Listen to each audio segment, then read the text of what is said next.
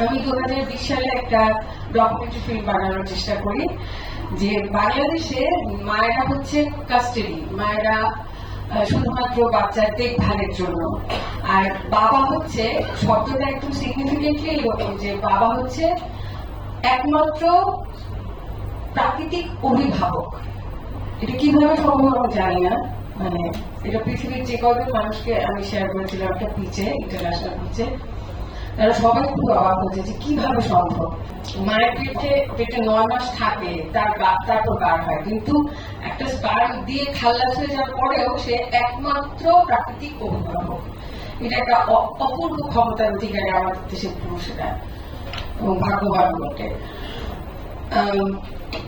এই ডকুমেন্টারিটা বানাতে আমি পারিনি বলে, কিন্তু আমার কিছু অভিজ্ঞতা হয়েছে, যে অভিজ্ঞতাগুলো আমি শেয়ার করতে চাই। যে আমাদের দেশে একটা ঢাকায় এই মুহূর্তে একজন কাজ করছেন, হাজেরা বেগম।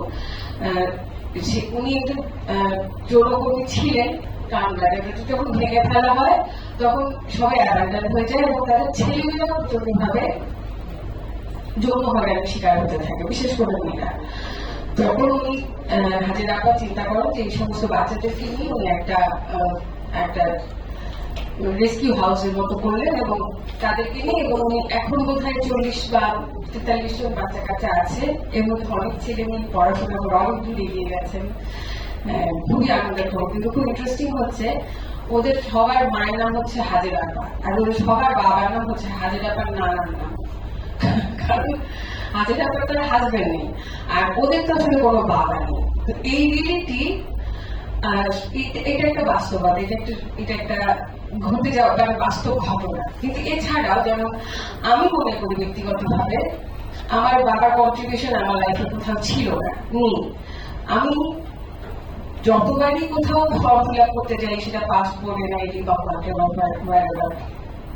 আমি ততবারই আসলে খুবই অপমানিত বোধ করি এবং আমার মাকে অসম্মানিত করতে বাধ্য হই যে অভিভাবকের জায়গায় আমার বাবার নামটা লিখতে হয়, যার কোনোই কন্ট্রিবিউশন নেই আমার লাইফে। সেখানে আমার কাছে মনে হয়েছিল যে আমার মাই একমাত্র অভিভাবক হওয়ার রাইট রাখেন।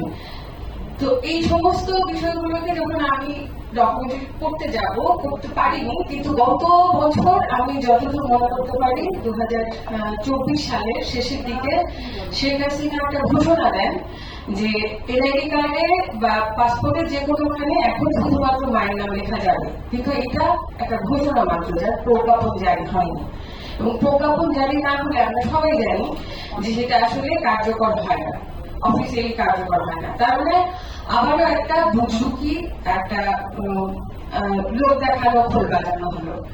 তো এই লোক দেখানো খোল বাজানোটা আসলে আমাদের প্রত্যেকটা ক্ষেত্রে, প্রত্যেকটা প্রেক্ষাপটে আমরা দেখতে পাই, এবং বারবারই আমরা আসলে এক ধরনের কৃষ্টিভাবে ব্যবহৃত হই আর কি, বা মূল ঘটনাটাকে আড়াল করে ফেলে দেওয়া হয়। মানে এই যুদ্ধটা যে জারি ছিল সেই যুদ্ধটাকে আটকে দেওয়া হলো এবং এই ঘটনাটাকে কার্যকর করা হলো না। এই রকমের নানান পরিস্থিতির ভেতর দিয়ে আমার কাছে মনে হয়েছে যে কাঠামোগত ভাবে নারীর শক্তি কখনোই উদ্ভাসিত হতে দিচ্ছে না। যেমন ছাত্রদের যে রাজনৈতিক দলটা হয়েছে, সেখানে আমরা খুব স্পষ্ট করে দেখতে পেয়েছি এখানে অন্য ধর্মাবলম্বীর ছেলে মেয়েদের উপস্থিতি নেই, নারীদের অংশগ্রহণ খুবই কম তারা রেখেছে, এবং তাদের যে এটাকে কি বলে বডি ল্যাঙ্গুয়েজ, হ্যাঁ, এই ছেলেগুলোর কাছ থেকে আমরা আসলে এই বডি ল্যাঙ্গুয়েজই আশা করিনি। আমরা যে এখানে বডি ল্যাঙ্গুয়েজ চেঞ্জ হয়ে যাবে আশা করেছিলাম, মানুষের ভাষার বদল ঘটবে।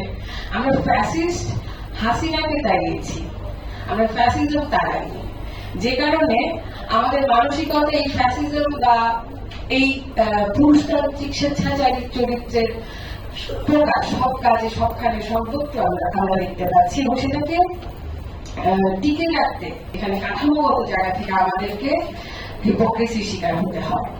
হ্যাঁ, এই হিপোক্রেসি গুলো আসলে যদি কাঠামোগত জায়গায় যারা যাচ্ছে তারা যদি নিজেরা রেজিস্ট করতে না পারে, তাহলে আমরা কিন্তু এই প্রেক্ষাপট কখনোই পরিবর্তন করতে পারবো না।